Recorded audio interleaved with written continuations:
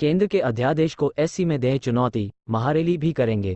CM Kejriwal ने केंद्र के फैसले को असंवैधानिक और अलोकतांत्रिक बताया। नई दिल्ली के मुख्यमंत्री अरविंद केजरीवाल ने साफ कर दिया है कि केंद्र सरकार द्वारा लाए गए अध्यादेश को दिल्ली सरकार सुप्रीम कोर्ट में चुनौती देगी। इसके अलावा सरकार जनता के बीच भी जाएगी और उनको बताएगी कि किस तरह अध्यादेश लाकर बीजेपी ने उनके लोकतांत्रिक अधिकार को छीनने का काम किया है। इस मुद्दे को लेकर केजरीवाल जल्द ही दिल्ली में एक महारैली भी करेंगे। उन्होंने विपक्षी दलों से भी अपील की है कि संसद के अगले सत्र में जब केंद्र सरकार इस अध्यादेश को एक बिल का रूप देकर इसे पास कराने का प्रयास करेगी, तब वे इसके खिलाफ वोटिंग करें। खासकर राज्यसभा में इसके खिलाफ विपक्षी दलों को लामबंद करने के लिए केजरीवाल खुद सभी प्रमुख विपक्षी दलों के नेताओं से बात करेंगे। सरकार इस मुद्दे पर कानूनी सलाह भी ले रही है और गर्मी की छुट्टियां खत्म होने के बाद 1 जुलाई को सुप्रीम कोर्ट के खुलते ही तुरंत इस अध्यादेश के खिलाफ याचिका दायर करेगी। सीएम केजरीवाल ने शनिवार को इस मुद्दे पर एक प्रेस कॉन्फ्रेंस कर केंद्र सरकार द्वारा लाए गए अध्यादेश को पूरी तरह गैरकानूनी, गैर संवैधानिक और अलोकतांत्रिक करार देते हुए केंद्र सरकार पर जमकर हमला बोला।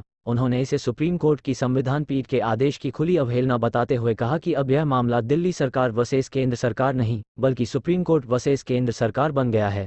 ये देश की जनता, देश के जनतंत्र और दिल्ली के 2 करोड़ लोगों के साथ एक भद्दा मजाक किया गया है। केजरीवाल के मुताबिक सुप्रीम कोर्ट ने क्लियर जजमेंट दिया था कि 3 मामलों को छोड़कर दिल्ली की चुनी हुई सरकार के पास सारे अधिकार हैं।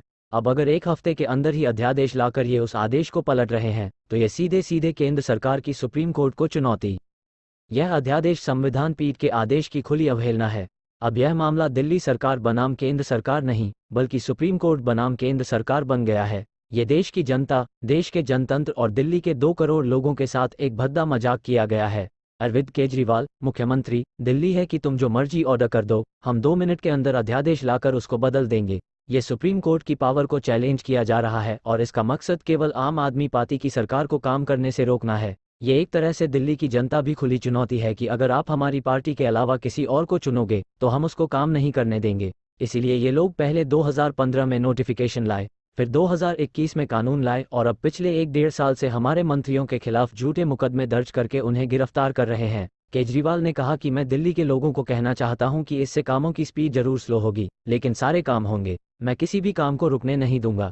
ये अध्यादेश लाकर बीजेपी ने दिल्ली के 2 करोड़ लोगों को तमाचा मारा है। इस तरह से सरेआम जनतंत्र को कुचलना सही नहीं है। इससे दिल्ली की जनता बहुत नाराज है और इस बार दिल्ली में बीजेपी को 7 में से 1 भी लोकसभा सीट नहीं देगी।